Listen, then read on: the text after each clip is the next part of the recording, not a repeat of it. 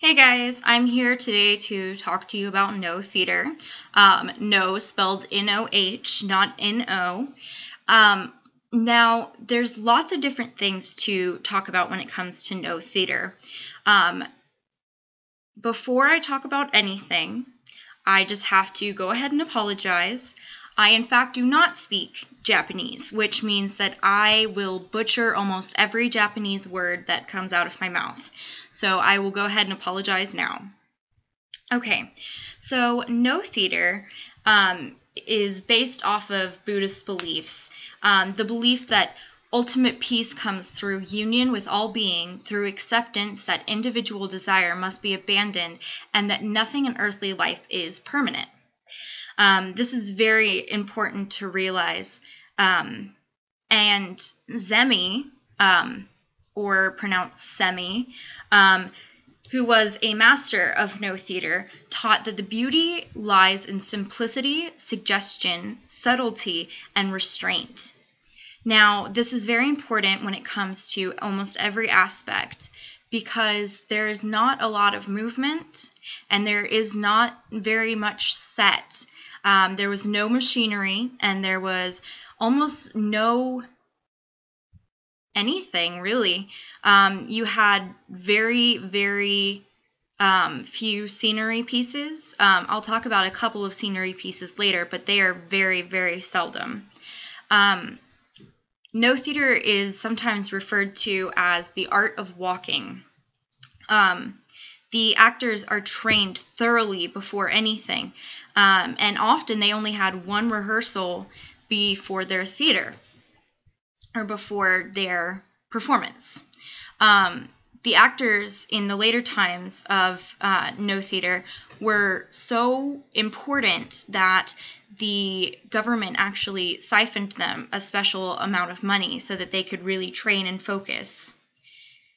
Now, there were three main roles in No Theater, and that was the ghosts, the demons, or the obsessed humans. Now, I know that sounds a little crazy, but it did also have to go back into the Buddhist beliefs. Now, there were 5 types of plays, and Britannia Encyclopedia talks about a couple of different things.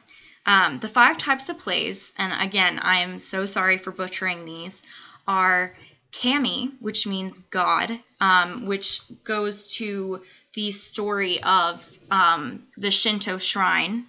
You have Shurimano, which is a fighting play, and it really talks about like warriors and fighting and wars and such.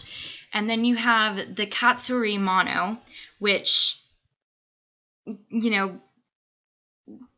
is called the wig play, which means apparently that it was a female protagonist, which means they had to wear wigs.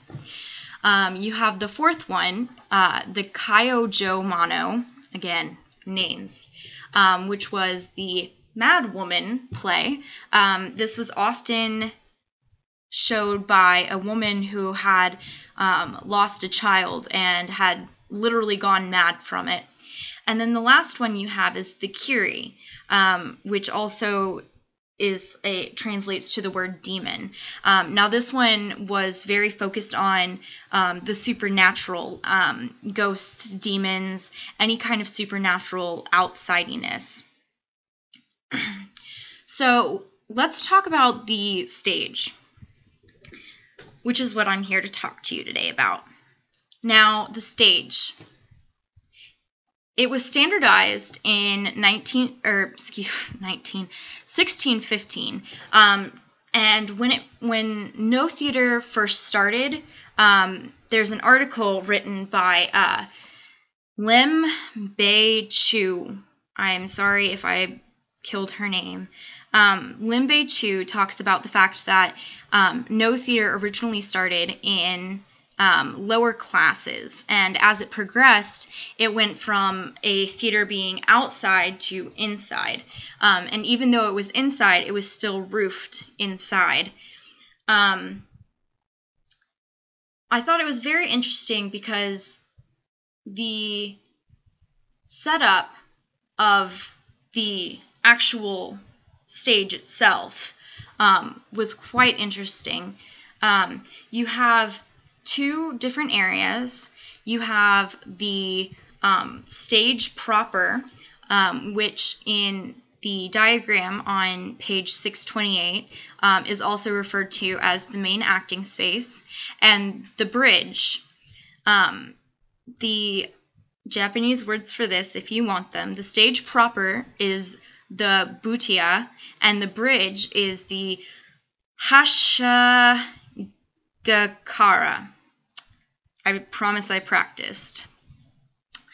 The reason that they have roofs, even though they're inside, is that the stage is actually come and descended from the shrines of Shinto.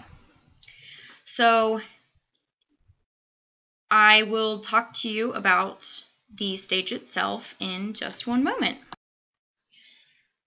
Talking about the ground floor of the No stage, we have a diagram that Douglas Hubble drew, which Brockett has put on page 628 of our textbook. It's figure 2618.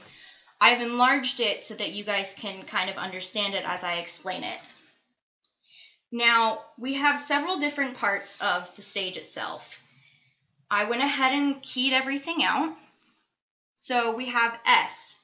S is going to be the main acting area.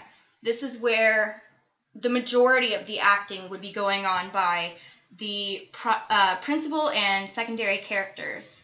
Now we have W, which is this side over here. So it's going to be stage left area. Now, this is where the chorus would stand and would stay during the duration of the show. Now you have RS, which is the rear stage. This is an acting space as well, although it is behind the columns. Then you have the bridge. The bridge is very long, and it leads from the stage to the dressing room. The dressing room is one of two ways to get onto the stage during a performance. Usually, the principal characters would come in from the dressing room across the bridge and onto the stage. The second way to get onto the stage is labeled H, which is the hurry door. The hurry door was usually 3 feet tall and was accessed by the chorus members, any musical actors, and the secondary characters. They would all come in through the hurry door. Now, we have each one of the pillars. There's 4 pillars on the main acting space, and each one of them has a name and a purpose. First, you have number 4. Number 4 is the Shite Bashira. Now, this is the principal character's pillar. It's called the principal character's pillar because this is where the principal character would come. They would come through the bridge and down to this area down here. Now, you have the secondary character's pillar, which is downstage left, and this one is called the Wakibashira, or the second character's pillar. This is where the secondary character would stand during their performance. Both 4 and 2, the primary and secondary characters, would stand near their pillars and look at pillar number 1, which is called the Metsuki Bashira, or the gazing pillar. During their monologues, they would look over at the gazing pillar. Now, the 4th pillar, or on here, the 3rd pillar, is the Fui Bashira, which is the flute player's pillar. This is where the flute player and any other instrumental players would sit in chairs or stand around this pillar. Now, the last part of this that I feel is important to mention is the A's on the diagram. This would be where the audience would sit, over here and down and below this area. They would both sit on either place and look up either at the bridge or the main acting space. This is the No Theater Institute's theater. 3 things you might notice are the pine trees that are in front of the bridge, which stand for man, God, and heaven. The painted pine tree on the back wall, which is usually painted and symbolizes the Yogo pine tree, through which the god descended to sanctify the first No performance. The third thing you might notice is the stage itself is specifically constructed of polished cypress, and sounding jars are actually placed beneath of it in order for distinctive sounds of feet. This way, the actors can walk around and their footsteps are heard more distinctly. Now, I built a model that's based off of Douglas Hubbell's diagram, figure 1628 on page 628.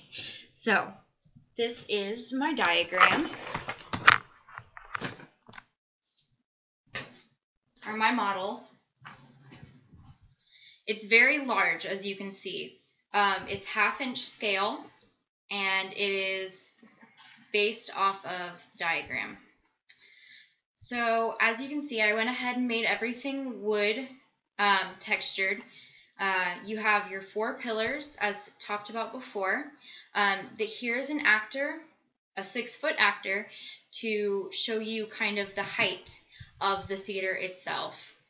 Then you have your bridge, which, like in the diagram at the No Institute, would have the 3 pine trees in front. And then over here, you have your dressing room area, which I did not put other walls on so that you could kind of see the spacing of it. But if you look, that's about how wide it is. So, this is how the No Theater would look. I decided not to put a roof on it so that the shadowing would not get in the way of seeing the actual diagram. So I hope you guys got to learn some stuff about No Theater. I know I sure did. I hope you all have a good evening.